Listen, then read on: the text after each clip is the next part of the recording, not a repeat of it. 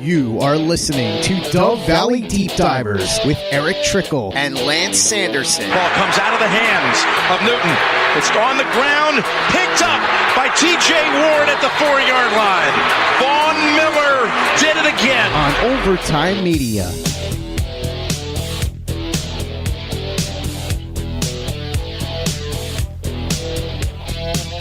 Mile high, hello everybody in Broncos country, and welcome into another fresh episode of the Dove Valley Deep Divers podcast. I'm your host, Lance Sanderson, and joining me as always is my good friend and colleague. He is your Denver Broncos insider and Mile High Huddle senior NFL draft analyst, Erick Trickel. Erick, what's going on, man? Hey, it's Christmas time. I know you get kind of crazy with the Christmas lights and decorations. Christmas is a huge deal in your family. Are you all ready, or you still got a little bit of last-minute shopping to do? We actually are all ready. I made sure that we had everything for our Christmas dinner. We were going to do something a little bit different this year with Christmas Eve and just we're going to end up having spaghetti for dinner, so we got all that stuff. But we're going to stay in, not go look at any lights, play games, watch Christmas movies, and drink homemade hot chocolate. We have all this stuff all together, and only thing that we have left to get is French bread and another gallon of milk. Like, that's all we have left to get. Unfortunately, my wife works on Tuesday, so she's just going to pick that up when she gets off work. Because I went to the store the other day, and holy cow, it was super freaking busy. And it was like the 16th, I think. And it was just super freaking busy. And of course, it's Walmart, so they only have like 3 lines open.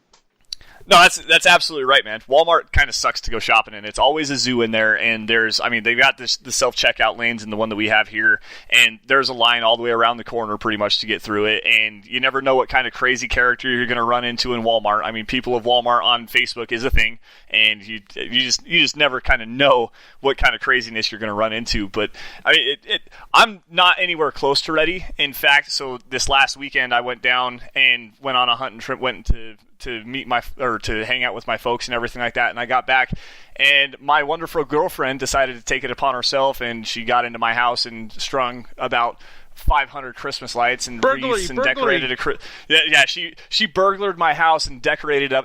She did a great job. Her and her sister came in and they did an amazing job, and it looks awesome. It was just kind of a shock to walk into, and all the lights are off, but it's still light enough that you can see because you've got 500 lights all the way around the entire apartment. But and Christmas actually kind of came early for me this year. So a couple weekends ago was my birthday, and I found out that I'm going to be a father. So Samantha is now sitting at she's sitting at right at 7 weeks, and next week we get to go to our appointment, and I'm sure she's going to be upset at me for announcing it to the world on the podcast, but you know what, that's my thing. I'm very excited, and to bring another Broncos fan hopefully into this world, and for the first time I get to be a father, I'm elated.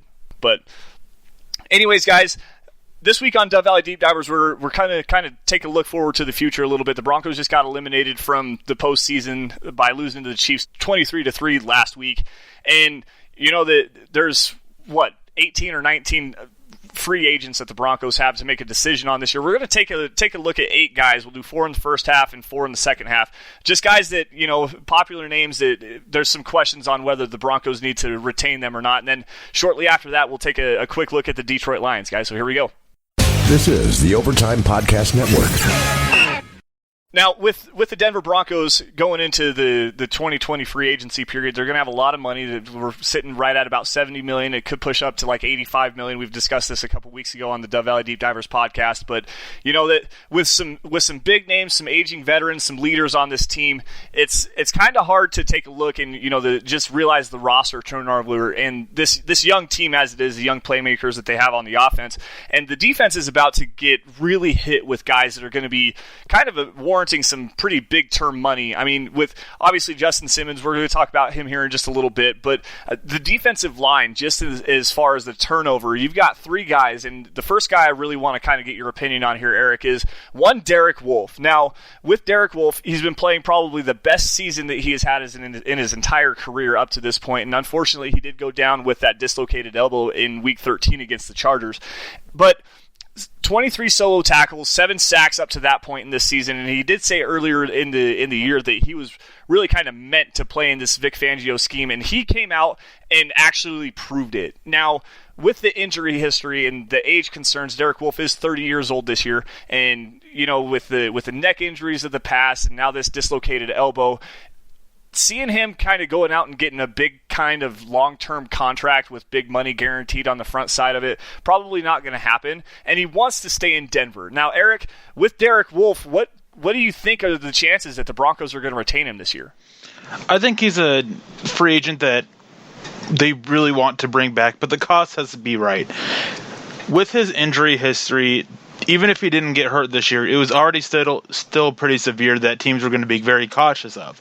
But now he's hurt again.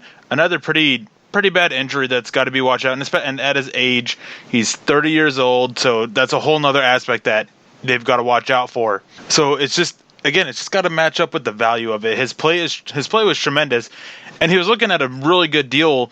But another issue with that is teams would have to run a very specific scheme for Derek Wolfe, because he doesn't really transcend the scheme at all.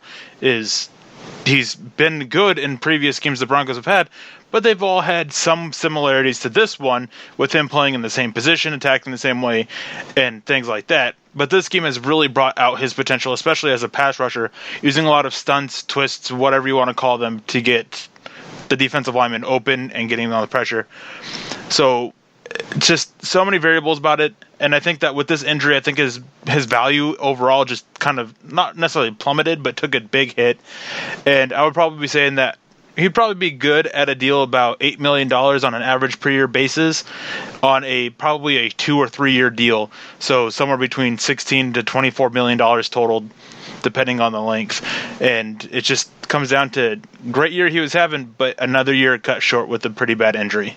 Yeah, and that the unfortunate thing with his injury was the fact that it was on a play that was blown dead. It was a false start, and it to see him go down and have pretty much the backside of his hand touch the inside of his shoulder pad. It was gruesome. It was pretty nasty. And with the high impact position that he plays, obviously using his hands to hand fight and everything like that with the age and everything, you never really know. And yeah, it is kind of your standard elbow dislocation.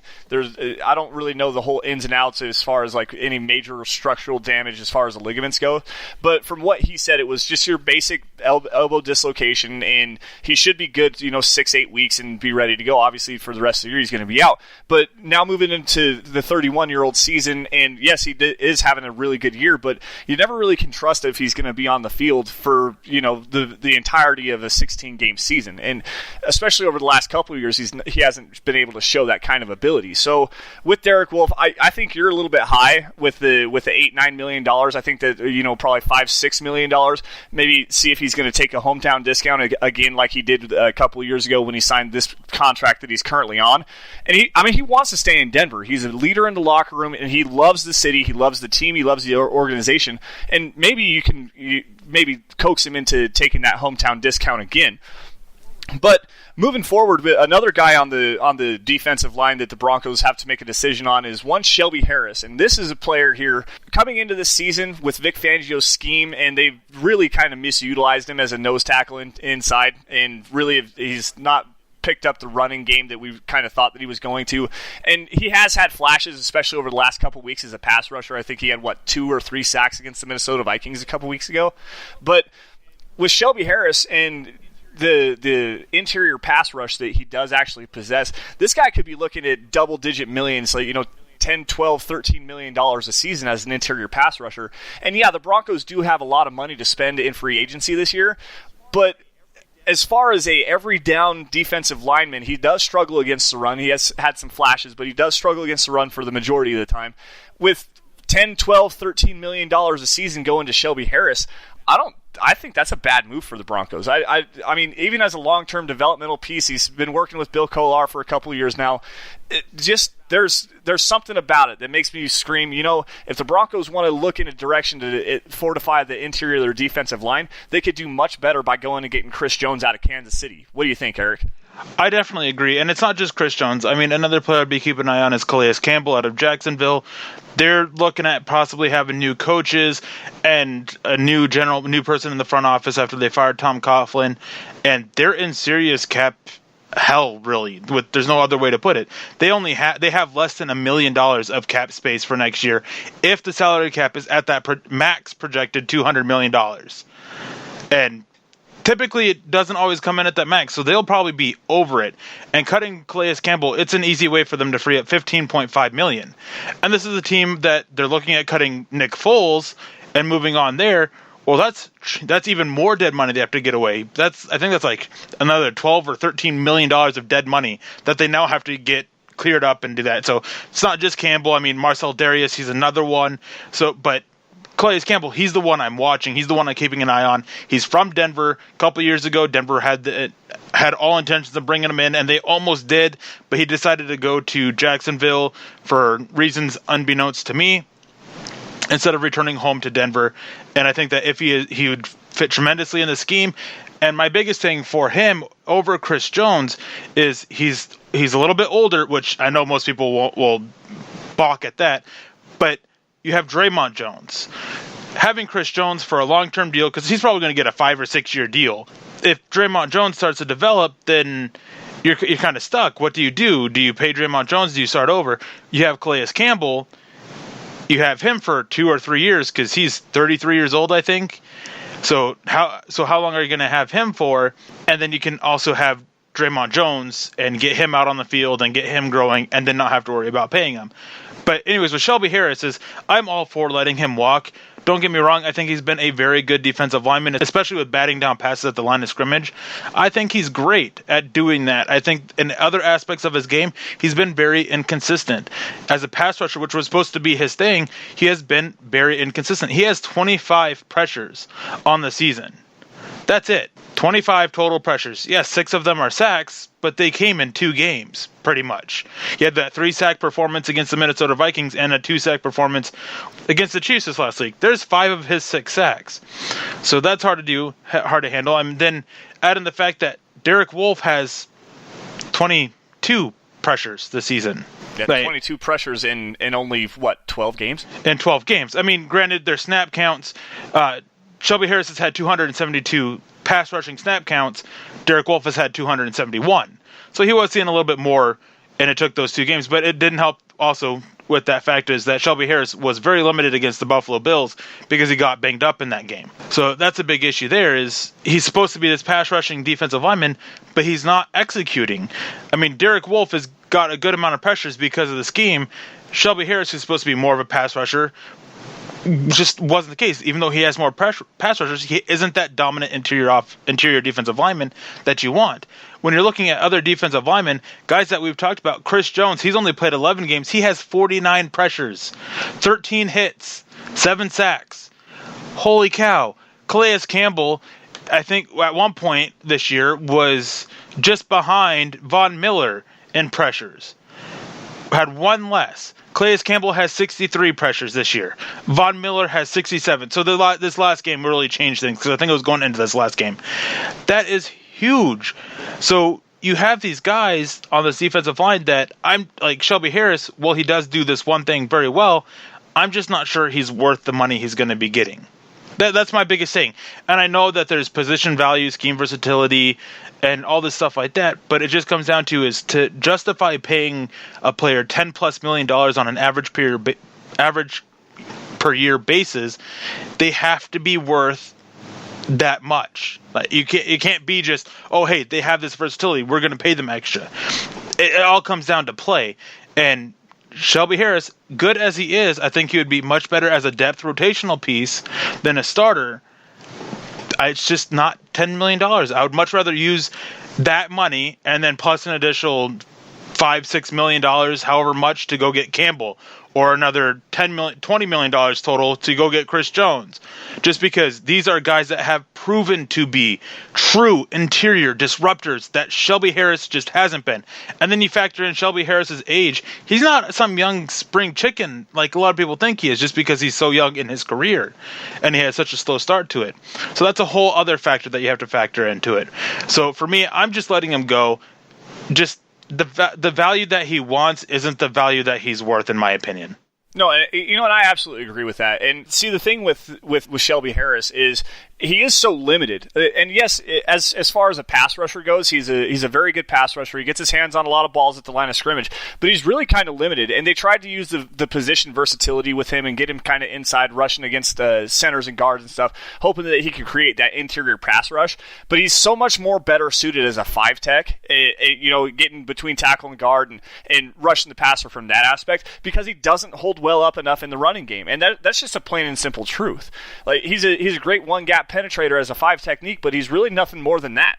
So asking him him asking to be, a $12-13 million a year paid player just for a singular one role, and yeah, he could carve out a niche as that, but Chris Jones moves all over the defensive line. He's inside and outside. He can stop against the run, and as you just highlighted out, he's a far superior pass rusher on an every single down basis. This is a 3-down guy. Shelby Harris is better suited off as a rotational pass rusher, like you just said, and specifically suited as like a 3 or a 5 technique, and that's really kind of his only game. But moving forward now, the next guy I want to talk about just kind of briefly is a guy that's really got kind of thrown under the bus just a little bit this year, and I'm not necessarily sure why. As a good 3-5 technique run stuffer, and is starting to show a little bit of chops in the pass rush, and he also gets his hands on a lot of footballs as well. One, Adam Gotsis, and now with the young guys that the Broncos had coming in with DeMarcus Walker and Draymond Jones, and obviously Shelby Harris playing on the inside. And we broke this down a couple weeks ago as far as, getting Mike Purcell brought onto the field. They actually brought in a true nose tackle and moved Shelby Harris outside. And we talked about how Adam Gotsis was the best guy to play over Derek Wolfe as far as being a every down defender. Now, with Gotsis losing a bunch of time this year, his statistics aren't really great, but still at the same time, as a rotational piece moving forward, specifically as a run stuffer, this is a guy that I think the Broncos need to try to bring back on probably a similar deal to what he's got, maybe even a little bit more. If he's going over $5 or $6 million as far as his market goes, the Broncos need to walk away from that and just continue to address the position in free agency, possibly even bring in a guy in the draft. What do you think? I think that Adam Gotsis has been better this year than a lot of people give him credit for. It's very easy to scapegoat him, which is something that happened after the Jacksonville Jaguars game. They did get a lot of yards rushing off that left side of their offensive line, but breaking down that game, a lot of the issue was there was missed tackles from the defensive backs who were supposed to be setting the edge. Bradley Chubb really struggled that game setting the edge, and then they opened up the cutback lanes tremendously into the inside because Shelby Harris couldn't cut it. Shelby Harris isn't a good run defender, and Adam Gotsis is. I mean, even after they made that switch, there was still an issue there was a more obvious issue, I should say, with teams rushing to the left side right at Shelby Harris and him just failing. Against the Chiefs, he was getting pushed off the ball quite a bit, and he continues to get pushed off the ball quite a bit just because he doesn't have that anchor. Adam Gotsis, he has a little bit better of an anchor. He isn't this super athletic guy, but he just wins with positioning and strength, and his technique is actually getting better as well. I think that one big concern, though, is that his missed tackles, because he's missed quite a few opportunities and just being a little bit late to get off of blocks and everything, but at least he's getting somewhat into position, which we're not seeing from another defensive lineman. For me, though, I have a hard time seeing Denver bring him back simply because of the depth of their defensive line. I mean, that they might have next year. They want to get Draymond Jones more reps. Maybe not necessarily a starter, but they want to get him more reps. But it's hard to say for sure because you have two other defensive linemen that are set to be unrestricted free agents, and you have Mike Purcell, who's I believe is supposed to be a restricted free agent. So what are they going to do in the draft? Are they going to bring somebody else in? So it's hard to judge for me, but I definitely agree with you. About $4 million a year would probably be my max for Adam Gotsis. He's a good run defender that just gets a lot more flack than he deserves. His pass rush is starting to look improved this year, but he's still, I don't think he's just a starter material. I think he's depth guy at best. Yeah, and like I said, I mean, if he's going to go out and get a whole bunch of money, you know, he is really kind of limited to that rotational role, more of a two-down defender in the early downs, a run-stuffing guy, you know, and there is the chops. You're absolutely right. He does a really good job winning at the point of attack, is just as far as getting position goes. His technique is improving, but there's still issues, you know, and like you said, there's the issues with the missed tackles and not getting off blocks and stuff like that. He does get pushed down the field quite a bit, but he does have that anchor, and he does have a fairly decent first step, at least from what I think about him. But just if you're going to pay him a whole pile of money, you to be this 2-down run defender, you could definitely do much better than that. Now, a guy that I've been kind of touting and pounding the table for over the last couple weeks is one Jeremiah Attaochu. I was so impressed with him in the Buffalo game, and then he comes out with 2 sacks and a whole bunch of pressures against the Kansas City Chiefs last week. Had another really good game. He's really solid as a run defender. You and I kind of talked about him before we got going with this, and you said something that I kind of agree with you but also disagree with, that the Broncos, is with him as far as trying to retain him and bring him back this year, he's probably going to be looking at $4 or $5 million, and as a rotational pass rusher, getting Bradley Chubb back, probably not worth it. Now, I agree with that, but I don't necessarily think that even with Attaochu and the play that he's had over the last couple of weeks, he's going to be even thinking about scaring that kind of money. Right now, he's sitting at an $805,000 a year average, right, and that's just the contract that he signed with the Broncos to run out the rest of the season. But I mean, go back and look at, Shaquille Barrett, and look at what Shaquille Barrett's doing right now with the Tampa Bay Buccaneers. He's leading the entire NFL in sacks, but he was an undrafted player, played 4 years in Denver, went to the restricted free agency, and he signed on to a 1-year, $4 million deal. Jeremiah Attaochu has not shown, at least in my opinion, that kind of a level of play over the course of an entire season, where Shaq Barrett has done it over the course of 4 seasons and then is now leading the league in sacks this year. Like, Attaochu has been a very good rotational player, so if we're talking, $1.5, $2 million a year for like 2 or 3 years as a rotational piece behind Von Miller and Bradley Chubb, I think that's a no-brainer, because Attaochu has showed to me that he can be an effective rotational player for this pass rush. Yeah, he definitely can be. And the reason why I think that he is looking at that kind of money is because he is standing up as a run defender. He has 13 stops. 13 total stops. That's the same amount that Bradley Chubb had in 4 games. So, okay, yeah, he's had a few more games than Bradley Chubb did, but he hasn't had the same number of snaps. Bradley Chubb played 233 snaps this year. Jeremiah Attaochu's only played 226. So it's not a huge number. It's 7 less snaps, but he has the same number of stops. He has the same amount of total pressures. He has just a few less tackles and less missed tackles. In his play, even though as limited as it's been, he is showing he belongs out there. Then you add in the fact that you're looking at depth guy, him being a potential depth guy, is with what he's shown. I mean, you're not going to obviously look at him to be a starter. You're going to let him compete for that opportunity. But such a limited amount of reps, having such a huge impact, you extrapolate that into more reps, and you should be getting a bigger impact. I definitely think that he's shown tremendous football ability. I mean, just his ability to read plays has been tremendous this year, especially the last few games. He's definitely come around strong and everything, and just pass rusher is such a valuable department that you have to do, that I think he's going to be able to turn all of that and get a good sized deal. Now with Denver, I wouldn't mind actually if they really went and paid him $4 or $5 million a year. I just don't think they would. I think part of me also thinks that they should, though. I mean, Bradley Chubb's coming off an injury. Justin Hollins and Malik Reed, they're both rookies this year. Are they going to take a step up? They're both, one was an undrafted free agent, the other one was a late-round pick. What are you getting out of Von Miller? So they have more edge questions for next year than I think a lot of people may realize. So he's definitely a guy that I'm looking at bringing it back. And if Denver can get him back for cheaper, sign me up 150,000%. Because I really like what he's doing with the Broncos, especially in this scheme. Vic Fangio has found a gem that was just sitting on the free agent market and is seemingly turning him into something. But I think that a lot of teams are going to view him similarly to how Shaq Barrett was viewed. Give him that 1-year option deal and see if, or 1-year deal and prove it deal, and see if he can't capitalize off of that like Shaq Barrett has. So just out of curiosity, just because, the whole Shaq Barrett situation, and he went into free agency, and I'm not necessarily sure if he was looking for a huge money deal, but he did want the opportunity to start, and that is really the big reason as to why the Broncos were not able to retain his services going into this year. And literally, he just wanted to start. He wanted the opportunity to start, and going behind Von Miller and Bradley Chubb, there was no way for that to happen. Yeah. And then he goes out and he makes it just, sitting right now, 16.5 sacks. Is absolutely blown up, and he signs for a cheaper money deal, but there was not really a huge market for his services, and taking that cheap money deal. So now I'm going to round this back to Jeremiah Attaochu really quick before we hit our first break, and I just kind of want your opinion. What kind of teams are going to be looking at a player like Jeremiah Attaochu to bring in, on like a $5-6 million a year basis to be that, here's your 1-year prove-it deal? Who are the big teams looking as far as pass rushers go in 2020? Well, Shaq Barrett actually had not a huge market, but he actually had a pretty sizable market. The issue was, and you hit the nail on the head, was he wanted an opportunity to compete to start. And a few of the teams interested in him, he wasn't going to get that. That's why he didn't come back to Denver. That's why, he actually passed down a bigger deal from a different team because they already had 2 pass rushers, and he wasn't going to get a chance to start. So he took less to go to a team where he was going to have a chance to start.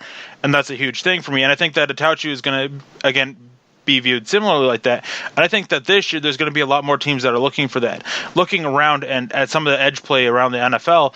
And there's some teams that are getting really good play from 1 or 2 guys, but there's some that are just kind of a little bit lackluster. Then you have guys who are potentially leaving.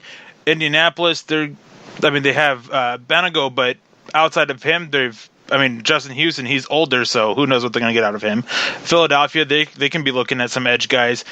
San Francisco, obviously they're not it. Chicago, Leonard Floyd, he's a free agent, so maybe they decide to go after him to play that Leonard Floyd type role, which is kind of what he's playing with the Denver Broncos in a way, is that Leonard Floyd type role, dropping into coverage a little bit and just being used in a versatile way. There's a lot of teams this year that can use a pass rusher. The Jaguars, they're a team that's probably going to be rebuilding their defensive line and edge group, so maybe he fits in there. The one edge rusher of theirs is probably on his way out the door because he's a unrestricted free agent. They did just draft Josh Allen, or no, not Josh Allen. Yep. It was Josh Allen. For some reason, I was thinking he was with the Panthers. No, that would be Brian Burns. Yeah, okay. I was just getting those 2 mixed up. So those are possibilities. Cleveland, who knows what's going to happen with Myles Garrett? Is he going to be back for next year because he's just suspended indefinitely? And then Olivia Vernon, what's going to happen with him? New coaching staff's coming in. Tennessee, Cameron Wake, he's hurt, he's old. So there's a lot of teams that can use a pass rusher, and I think that's going to be also why his market is very attractive, because this edge group in the NFL draft, it's solid but very top heavy. Very top heavy. It doesn't have the depth. The edge market and free agent, there's some good names out there, but it's a lot of guys of can they work in multiple schemes, or are they kind of stuck in the role that they're playing in now?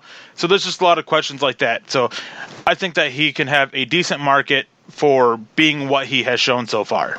Yeah, and another team to take a look out for, and I think they're going to have a fairly decent chunk of change as far as the cap space goes, would be the New York Jets. So my thing is with the New York Jets is that Jeremiah Attaochu was with the Jets not too long ago. So I don't know if, just last year he was with them and he played 11 games for them. So I'm not sure if they'll want to bring him back, but maybe after he showed some development, maybe they will. And that's a fair point. It's still way too early to tell it, and doing stuff like this and just having a fun conversation is always kind of the key that we do here with Dove Valley Deep Divers. Obviously, give you the deep takes and everything like that. But anyways, guys, we're going to have to take a quick break here really fast. But before we do, I just want to remind you all to head on over to milehighhuddle.com to check out all of our written content on your Denver Broncos. At the Huddle website, you'll get breaking news, analysis, and opinion articles, as well as in-depth film breakdowns of not only Broncos players, but matchups to watch in an upcoming game or even our top-notch NFL draft coverage. Also, make sure you take a couple minutes to create your own personalized profile and hit up the comment section to voice your opinions on any topics that you agree or disagree with. It's completely free, it's easy to use, and we all love to discuss Broncos football with our readers. You can also sit in with us during the live game thread to talk your thoughts on how the team is performing as well. So with that, we got to step away for a few minutes. We'll be right back. Sit tight. This is the Overtime Podcast Network.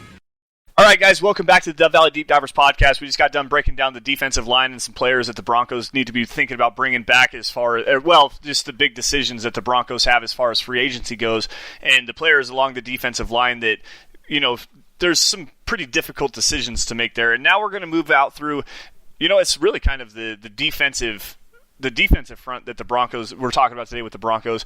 And The one guy, and at the time of this recording, it hasn't come out yet, but we are doing a Mile High Huddle roundtable piece on the highest priority free agent that the Broncos need to have on coming off of their roster currently, and then another that's coming out of the free agency pool from other teams.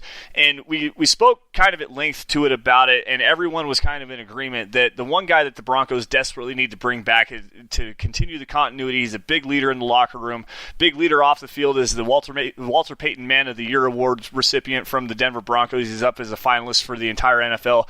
This is Justin Simmons, and with the up and down play that he had over the first 3 years of his career, looking at him now, we're talking a top 5 safety in the NFL, and the Broncos have a tremendous pair with Justin Simmons and Kareem Jackson, and Jackson's under contract for another couple of years, so a big thing with me is to keep Justin Simmons in the fold, and he is absolutely taken off under Vic Fangio. It's been tremendous to watch, and we're not really going to talk about him at length here, but Eric, I want your thoughts, just the average value that Justin Simmons could probably bring to his pocketbook, and then obviously the extent of his value to the Denver Broncos organization. Well, what Justin Simmons is, he just brings that piece in the back that you can rely on. I mean, has he had his issues? Yes, he has. I mean, there's been a couple instances where he's been out of position, but he's still just a great player. He's growing. The scheme is working perfectly for him. He fits it so well that it's just, you can't let that kind of piece go when you're such a young team that you're so close to being able to contend for a playoff spot, as I think if the Broncos are smart they can next year, that you just can't let him go. He's making a great tandem with Kareem Jackson, one of the best in the NFL. You just got to keep him. And the Broncos, every day that they wait to get this deal done, is just more money going into his pocket. Just get the deal done, get it over with, because there's no way the Broncos are just letting him go.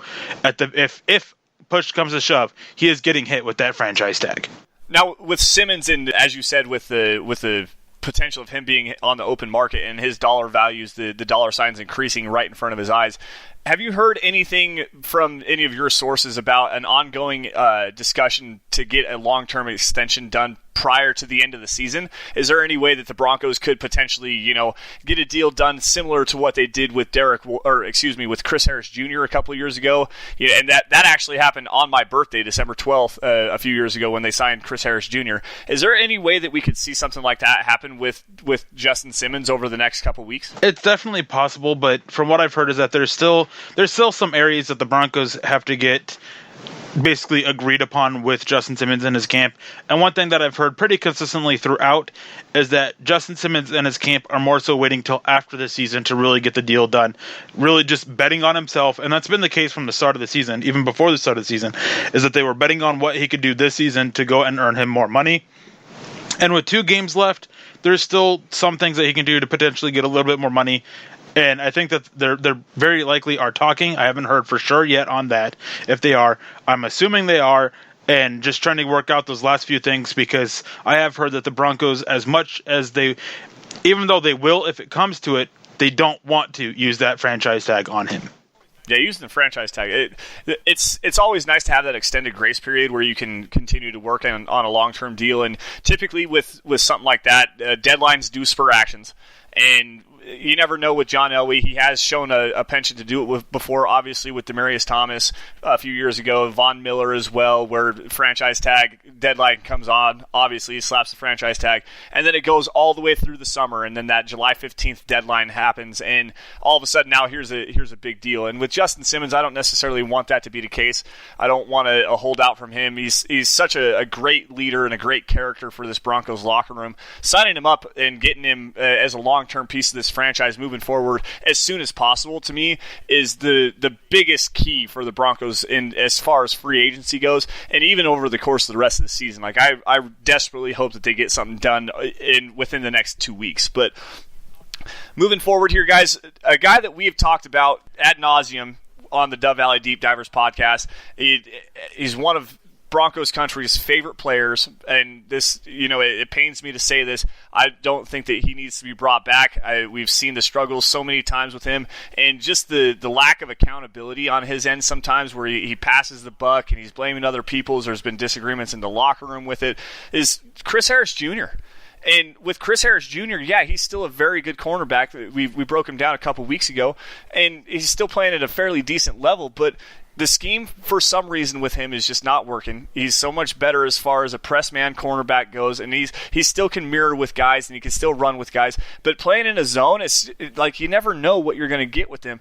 And he did kind of speak with the Tyreek Hill touchdown, in the Kansas City game. He was expecting that deep over route, that deep crossing route, where we've seen the Broncos get burned multiple times over the past couple weeks. I mean, we saw Stephon Diggs, we saw DeAndre Hopkins score big long touchdowns with a 3 verticals and a crossing route underneath, and they're exploiting the Broncos cover 3 defense. And if they started playing cover 4, there's a lot of different ways to talk about it, but Chris Harris Jr. did come up and he said, I was expecting the deep over route, that deep crossing route, and they ran the backside corner on him, and it was just wide open. Now, with Chris Harris Jr., he's already had the hometown discount, and then he wanted a new contract. The Broncos obliged and gave him, $12 million this year. Is he probably looking for $12, $13 million a year moving forward at 31 years old? More than likely. I mean, he's still playing at a fairly high level, but I just don't think that the Broncos, as far as trying to get younger and get these young guys moving forward, they got a premium draft pick again, probably could go get Jeffrey Okudah from Ohio State, something like that. With Chris Harris Jr. taking up $12, $13 million a year moving forward with this team, I don't find that financially responsible at all. Eric, do you? I don't, and I think that if the Broncos really wanted to keep Harris, then when they gave him the new deal, there would have been added years to it. I think they would have just caved at the time, paid him the money, not just for this year but beyond, and just been done and over with. I don't think they really want him back. I think that he's still going to want a little bit too much money than the Broncos are comfortable giving him on a long term.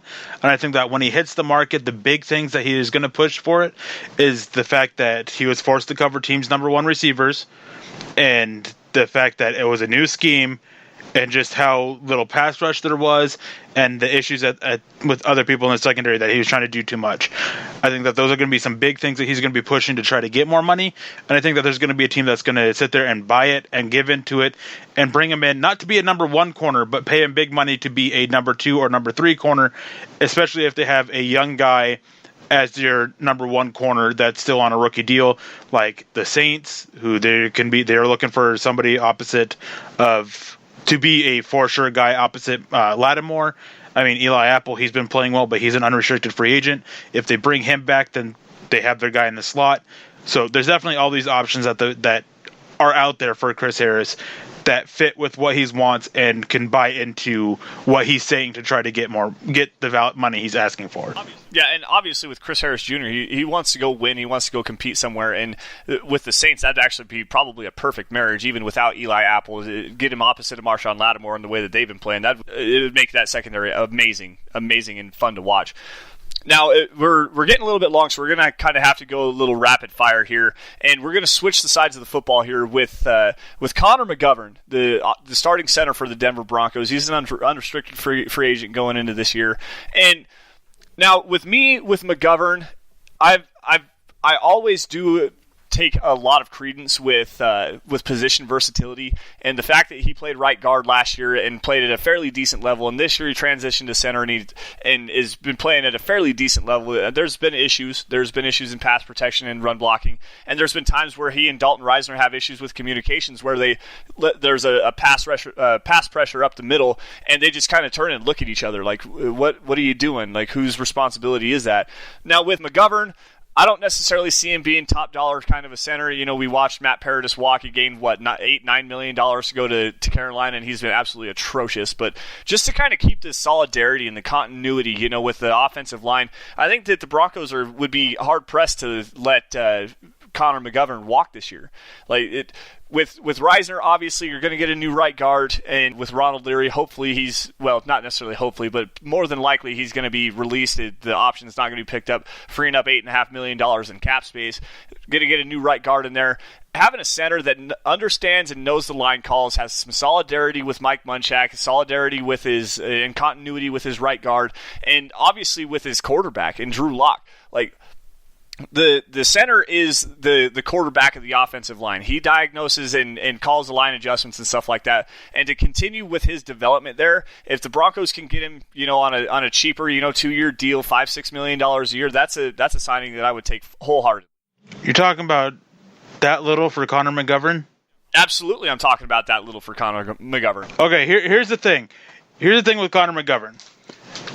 Cody Whitehair just signed a multi-year deal for I think it was either $10.75 or $10.25 million a year.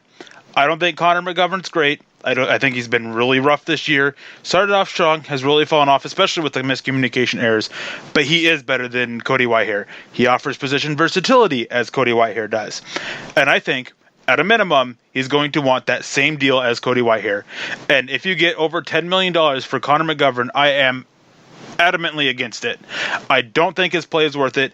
As I mentioned earlier when we were talking about Shelby Harris, position versatility is great on the offensive line, defensive line, wherever. It's great, but it doesn't make the whole value for a player. You can't give big bucks to a player just because they're versatile when they're not worth it with their play. Let him walk. Austin Schlottman, he's looking pretty solid. Maybe he can develop into a guy. They brought in that guy that was with the Steelers that Mike Munchak has familiarity with. Maybe he can be the guy. There's also a bunch of centers in the draft that fit what the Broncos want to do, that they can go get one of those. If he comes back for $8-9 million, then great. I'm all for it. But once you hit $10 million, if you're going to be spending that much on a center, go get one that's worth it. Go get Frank Ragnow of the Detroit Lions. He is worth that and more. And you mentioned that Matt Paradis and what he got and everything, but you have to remember is that one reason why is his market was almost non-existent because of the issues he has with his hips. There was a degenerative issue with his hips that is why the Broncos were so scared to give him big money over a long-term deal, and the Panthers were the only team that was willing to. So he took that deal, and his play has been really bad this year. So I just don't think that his value is going to be as low as $5 or $6 million a year. I think he's looking at double digits, and I'm not okay with that. I'm not okay with it either, which is why I said if he's going to come back for $5 or $6 million a year, then absolutely I'd be all about it. $8-9 million, maybe something like if you're going to pay double-digit $1 million to a center, it better be Rodney Hudson. And we're not seeing that kind of level of play with Connor McGovern. We're just not. Rodney Hudson is the best center in football. He's making double-digit millions. I mean, there's multiple guys out there making double-digit millions, but that's the kind of level of play I'm looking at for an offensive center. And yes, they are a key and integral part of the offensive line, but I mean, there's players out there. You've got Graham Glasgow, you've got Joe Looney. There's a lot of guys out there the Broncos could go sign, and they're not going to be that $10-12 million a year center because they're not, top tier players. If nothing else, go to the draft. And I know that sounds really crappy of me to say because I do like Connor McGovern, and I think that with the position versatility and everything that he does possess, he's a great run blocker. There's issues with pass protection, miscommunication, stuff like that. He's not worth $10-12 million a year as a center. There's just no way. Absolutely no way. And I'll stand and die on this hill alone if I have to. $5-6 million, $7 million, sure, absolutely. Bring him back 2-3 years. Let him continue and to continue to grow with Mike Munchak, and hopefully he turns into a great center like that. He might have the same trajectory as like a Jason Kelce. If you think about it, Jason Kelce was a mediocre guy and then grew into this elite player. That's the kind of level of play we're seeing with Connor McGovern right now. He's got plenty of potential, but he's not going to be that top tier guy, at least not moving forward for this Broncos team. And if you're getting even anywhere close to double-digit millions, I'm not taking it. To move forward to keep me from getting heated and to kind of wrap this whole thing up before we hit our next break and talk about the Detroit Lions, a guy that, is getting a bad rep and kind of miscast with this Broncos team right now is Elijah Wilkinson. And starting right tackle, Juwan James obviously goes down. He's played, 60 snaps total on the season? And no, it's only been 30. Yeah, well, I know at one point he was relegated to 33 snaps. So, and then he played half of it was the Bills game or whatever the heck game it was. But so whatever it is, he comes in $51 million as the starting right tackle. He's played less than 100 snaps over the season, and Elijah Wilkinson steps in and really kind of miscasts. He's not athletic enough to be that starting right tackle. As a swing tackle, possibly, it can come in and fill in for a game, but to be the guy over the majority of the season like he has been, that's just it's such a shame to see that happen with him. I like Wilk. I think he works hard. I think he's doing everything that he can out there. But when you're miscast like that, he's so much better as like a swing guard. And as a restricted free agent, I don't think there's any necessarily way that he's going to be let go this year. They're probably going to bring him back on like an original round restricted free agent tender. So it's going to be like $1.2 million or whatever. I don't know the restricted numbers off the top of my head. But as a position versatility guy, a guy that can go be your swing tackle, swing guard, that the 6th or 7th offensive lineman on the roster, I don't think you can do a whole lot better than Wilkinson, at least as far as a continuity aspect. Eric, I don't know. What do you think? Well, I think that he's an unrestricted free agent. I think he's worth an original round tender because of the experience, and maybe he will play better at guard. But I have a hard time giving him that and then going into next year with him guaranteed to be that right guard. That's my biggest issue. He's not a tackle. There's no ifs, ands, or buts about that. Elijah Wilkinson isn't a tackle. He is a guard pretending to be a tackle. That's obvious with how slow his feet are, how late his kick slides are. It's just obvious with all of that. He's not a tackle. He's a better guard. But my biggest concern with him and guaranteeing and giving him that right guard spot without bringing in somebody to compete with him and potentially push him or even take that spot over is actually really quite simple. Elijah Wilkinson just is slow on pulling. He's a slow mover. He's a lumberer. I don't think the scheme is a good scheme for him to be effective. I think it'd be better in a power or gap scheme, and I think at guard we will still see struggles. Maybe not, but Denver can't just give him the job. I think he's worth bringing back as an original round restricted free agent tender, and that's it. And that's fair. I don't expect him to come in and be the starting right guard for this Broncos team. Honestly, with the amount of money that the Broncos have, and we kind of talked about this with our Mile High Huddle roundtable piece that I kind of previewed just a little bit earlier. Brandon Scherff is a guy that the Broncos desperately need to go after, and if they don't, forget the injury history for a minute. Yes, he did have the torn pectoral. He's got an ankle injury this year, and he has missed 15 games over the last 3 seasons. And Broncos country is probably pretty scorned by injured offensive linemen that are coming in and getting signed to these big dollar deals. Obviously we've seen it with Donald Stevenson, Menelik Watson, and now with Juwan James. Brandon Scherff, when he is healthy, is one of the best guards in all of football. There's no question. Menelik Watson was a sketchy, raw, athletic premium specimen at right tackle that never really got a chance to start because he's always hurt. Donald Stevenson was a rotational player that was always hurt. And now you got Juwan James, who has shown that he is always hurt. With Scherff, he's a Pro Bowl level player. He's an all-pro level player. And if the Broncos don't go out and aggressively pursue Brandon Scherff to be the guy, then I don't know exactly what's going on, because he fits the MO of quality play, injured player that John Elway likes to go and sign. Now, with Wilkinson, as far as Wilkinson's concerned, yes, it's a cheap deal, and I'm looking more or less as, like I said, as a swing guard, swing tackle, kind of a position versatile guy that can go out and play four of the 5 offensive line positions, because I think he can. Not necessarily at a high level, but I think he could fill in for a Garrett Bowles if Bowles went down for a couple snaps.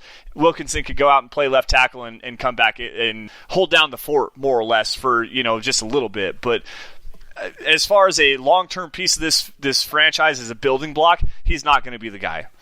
But guys, we're getting a little bit long here. On the other side of this next break, we're going to take a look at the Detroit Lions. We'll be right back.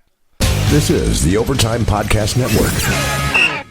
All right, guys, welcome back to Dove Valley Deep Divers. Eric, the Broncos officially eliminated from playoff contention, and this game is really more of just a look towards the future game. Obviously, Juwan James is probably not going to play. He probably won't play for the rest of the season. With Elijah Wilkinson, we just got breaking him down. Now, with the Lions, they're probably a team that's even more beaten, battered, and bruised than the Denver Broncos are. They've got, 10 10 or 12 players on injured reserve. Their starting quarterback's hurt. Matt Stafford with the broken transverse process in his back. Like, there's a lot of issues with this Lions team. I mean, a lot of starters on injured reserve as well. That's a big reason as to why they're 3-9-1. The coaching isn't really helping them out either. But I think this is a game the Broncos can go and turn around and kind of rinse their mouth of the nasty taste they got left with when they lost to the Kansas City Chiefs 23-3 last week with a rookie starting quarterback in David Blough. I mean, Kerryon Johnson might be coming back for the first time. Obviously, they've got Kenny Golladay and an elite wide receiver, or at least I think. There's still so many good things that good matchups the Broncos can exploit to come away with a win. What do you think? I definitely agree. This is not a very good Lions team. They're definitely many pieces away. They're in a worse position than the Denver Broncos are. Their starting quarterback's hurt, which just really tears everything down for a team. I mean, unless you have a top-end backup, which David Blough is not, Kyle Sloter is not, you're going to have issues. We are not quite sure who the quarterback's going to be for the Detroit Lions. It's probably going to be David Blough and not Kyle Sloter, but if it is Kyle Sloter, that'd be an interesting return. My biggest thing with this game is that I am fully expecting the Broncos and Drew Lock primarily to come out with a vengeance. They're at home. I believe the weather's supposed to be good, and they're just going to come out with a vengeance and just put it to them. In the Mile High Huddle roundtable predictions, I have Denver winning this game in a big way. Is just putting up points, forcing turnovers, getting to the quarterback, and just causing all sorts of problems. The offense clicks. I think that they really will come out with a vengeance, beat the Lions, who at this point seem to be playing for a better draft position, which for them isn't necessarily the worst thing. Yeah, and with me, as far as the Mile High Huddle roundtable prediction goes, I've boldly predicted, and I'm not necessarily saying boldly predicted, but yes, I did predict that the Broncos are going to win this big. It's going to be a 27-13 blowout, and Drew Lock's going to throw for 3 touchdowns. That secondary is sketchy outside of Darius Big Play Slay, and there's so many opportunities with Cortland Sutton going up against Slay. I think that, and Noah Fant, the linebackers that they have right now, not necessarily the greatest in coverage. There's an opportunity here for this offense to really kind of set the tone and get on track. And if they're going to be explosive and show the big play and big creativity that Rich Scangarello showed against the Houston Texans a couple weeks ago, if we can get to that kind of football, and this is a defense that the Broncos can actually do that, they can establish a little bit of the running game and use a big play action passing game and really exploit this Detroit secondary that's really banged up.